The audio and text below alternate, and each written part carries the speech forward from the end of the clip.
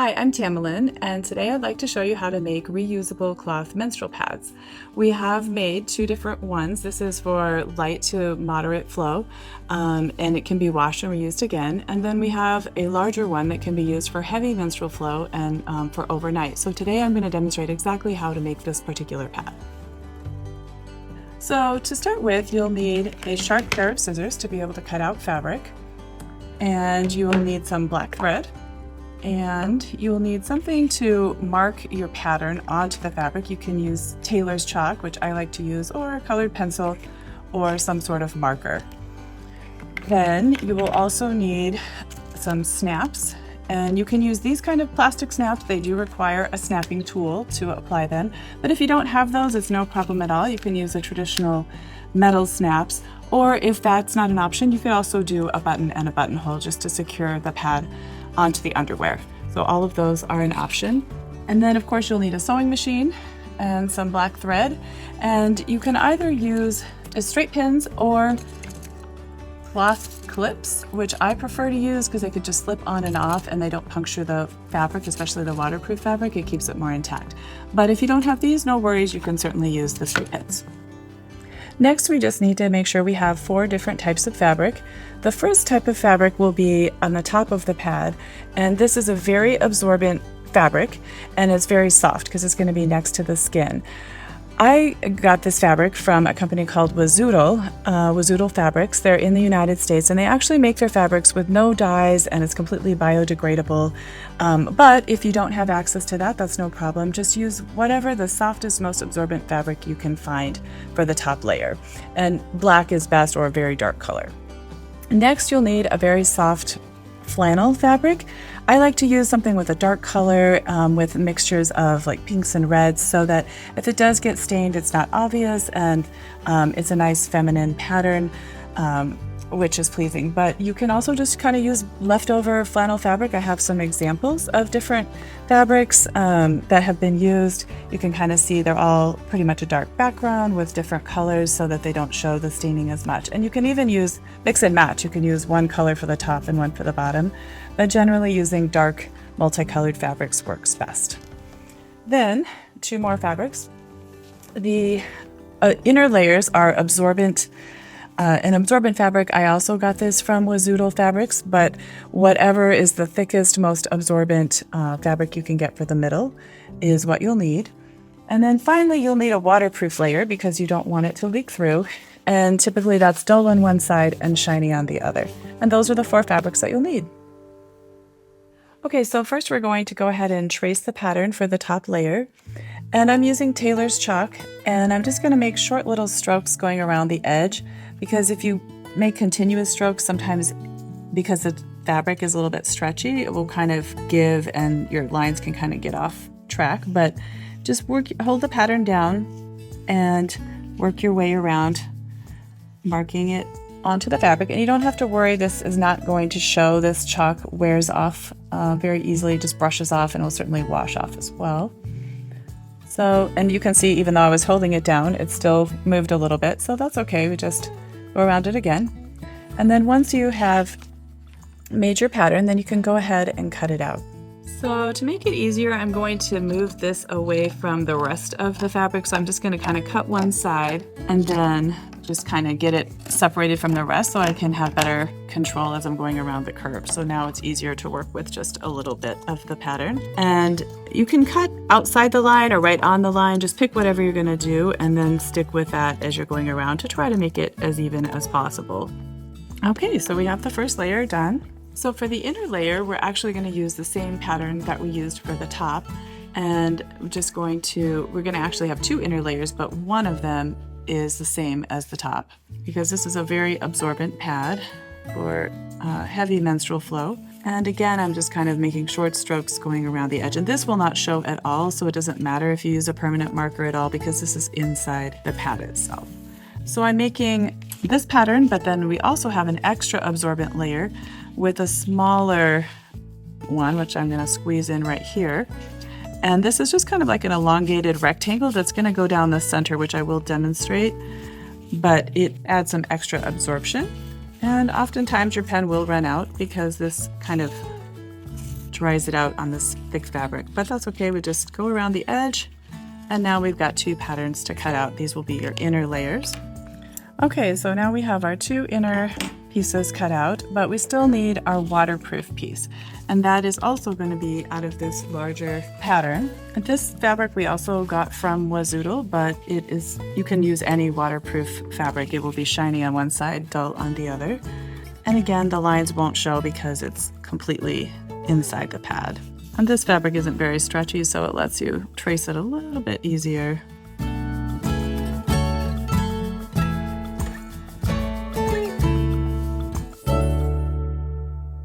Okay, so we have our top layer and we have our inner layers, we have our waterproof layer, and now we need our flannel layer, which will create the wings of the pad. So, and you can see the dimensions are on here, but we'll include them in the notes so you can, if you want to make this pattern for yourself, you can do that. And you can certainly adjust it to whatever size you want, but this is just what worked for us. So again, I'm just using the tailor's chalk, which will wash out, and going around the edges. And as you can see, it's really important to have both of the wrong sides together and the brighter, or call it the right sides, facing up on this one and facing down on the bottom one. Okay, so if you don't want the fabric to separate while you're cutting it out, you can put a couple pins in it just to keep it stable. But this fabric kind of naturally sticks to itself anyway, so usually it's not too much of an issue. And we're trying to be even as we're going along, but it won't matter if there's a little bit of unevenness, because in the end we'll kind of trim anything that didn't come out exactly evenly. So you don't have to worry too much about that. You just do your best. It kind of helps if you turn the fabric with one hand as you're cutting it with the other. Okay, so now we have all the layers of the pad that we're going to need. And I'm going to layer it here together so you can get an idea how it's going to work. So the bottom layer is this flannel piece. Then the next layer is your waterproof layer, and you can put the shiny side up. And as you can see right here, this is important. These inner layers are actually a little bit smaller than the outer layer, and that's because with all these layers it gets too thick if they're all the same. So whatever size you make sure that the flannel layer is a little bit bigger than all your other parts. Okay, so it'll go like that. Then you'll have your absorbent layer. This one's going to go right in the middle, and then this one's going to go right on top, and then this one will go on top here. And again, don't worry about the lines, those will go away. So we'll be sewing them layer by layer next. So now we're ready for our sewing. As you can see, I've clipped the pieces together. These are the pieces ready to sew. Again, you can use straight pins if you prefer. These are just fabric clips. And as far as sewing goes, I use the zigzag function on my machine quite a bit, which helps keep the edges from fraying. But if you don't have that function, that is totally fine. You can just go around a few more times with your stitches to help it stay secure and not fray over time. So the first thing I'm going to do is go around and attach this top black layer to the first flannel layer with a big loose straight stitch. So I'm going to put my machine on the widest stitch it can, and this is just going to be a straight stitch. It's not going to be a zigzag, and it doesn't really matter where you start. You just start and go around the whole perimeter.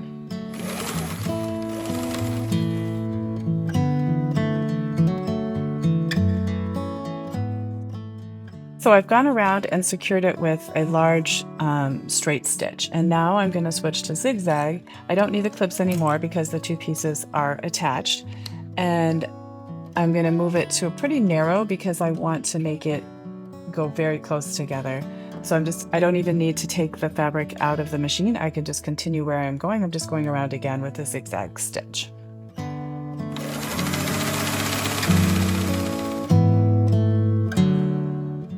Okay, so we've completed the zigzag stitch. I'm just going to trim the thread, and you can see on the back, you can see that there was a straight stitch, and then there was also this zigzag stitch that has secured it all together, and these edges won't fray.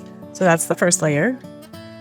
So now we're ready to sew the inner absorbent layers together, and I'm just going to attach this on the very ends because I want to keep the middle part loose so that later the pad will be easier to dry, because if we make it all sewed too tight together, if it's rainy weather and this has to air dry, it can be hard to dry if it's all sewn too much in the middle. So you'll see I'm going to leave it open in the center and just kind of sew the rounded ends together. So I went back and forth at the beginning and end just so the stitch doesn't unravel. And again, don't worry if you don't have a zigzag stitch, you can use a regular straight stitch. And I'm just going to do the same thing on the other end just to secure it enough, but leave the middle open. So we'll just trim the threads, and I'll show you what I mean by leaving the middle open. So this part is open, so later when the pad is drying, it can kind of be pulled apart and there's some air that can get in there. So I'm just trimming the threads and that part's done, and we're going to move to the last layer of sewing the waterproof fabric to the bottom flannel. And again, the shiny side is up, and it doesn't matter where you start. And this one does not need to be zigzag because it doesn't fray and it's on the inside and it's not thick or anything. So you can put it on the regular stitch, and it can be a pretty wide stitch as well.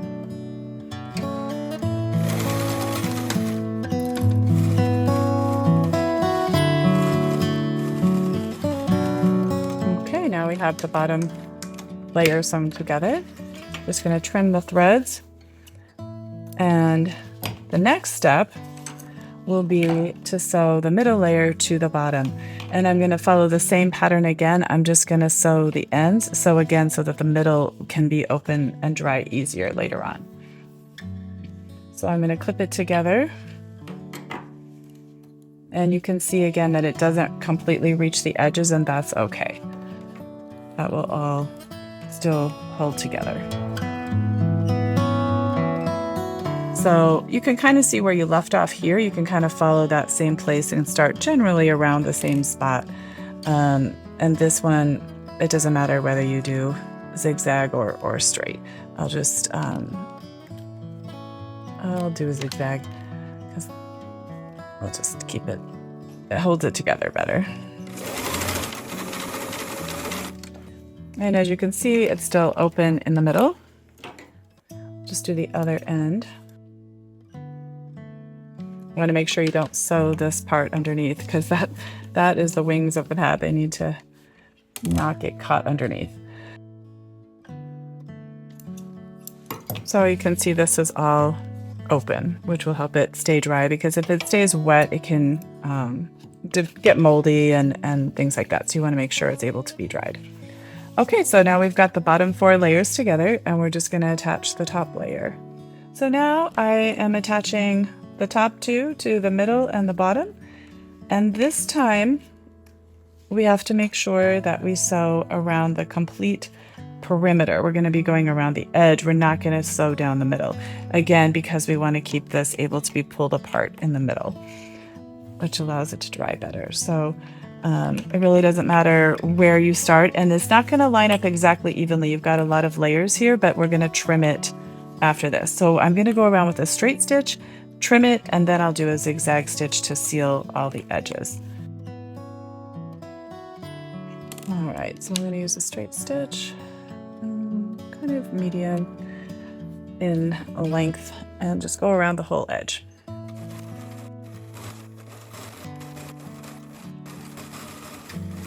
Okay, so now I'm back to the beginning. I am going to pull it off the machine, and now's the part where you have to trim anything that didn't line up exactly. So see how you can see the bottom layer coming through the top, or showing at the top. So I'm just going to go around and trim that.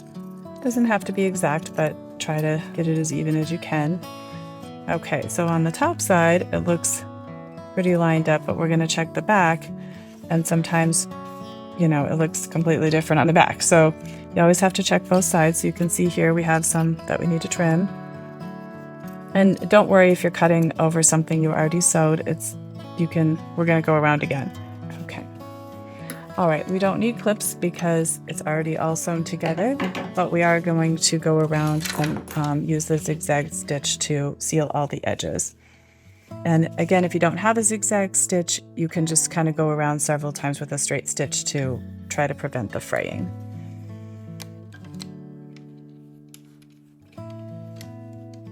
And I sew like right over the edge. Some people prefer to be in a little bit more. It's just whatever you prefer.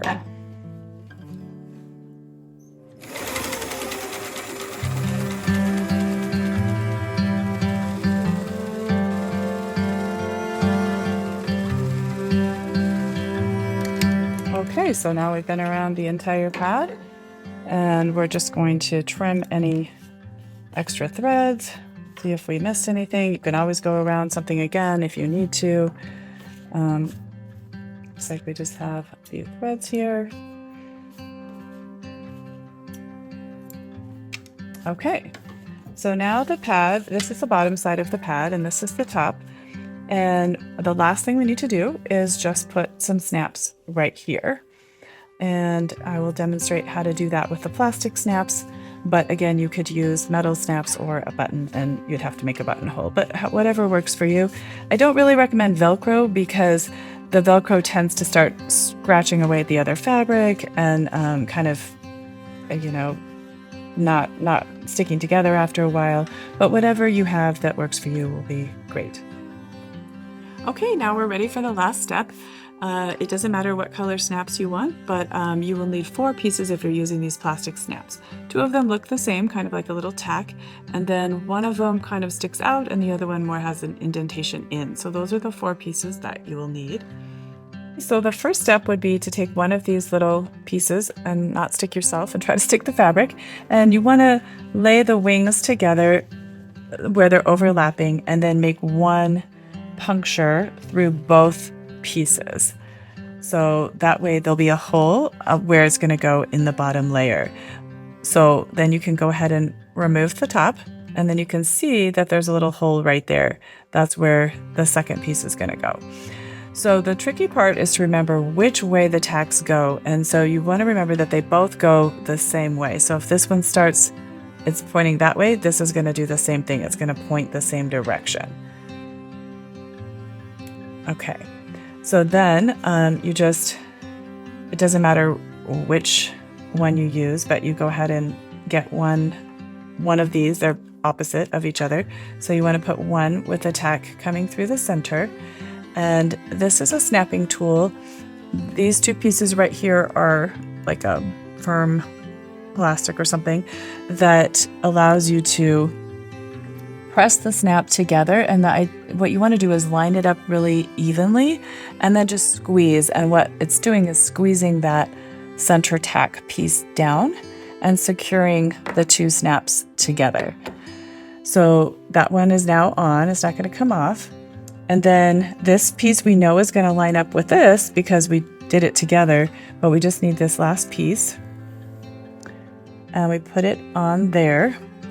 And again, we're going to use the same thing, the snapping tool, and try to line it up exactly, putting it underneath and then pressing together and just kind of squeezing. And hopefully that you can see the tack is no longer sticking through there. It's flat there, and that's what you want, but this outer ring is still intact.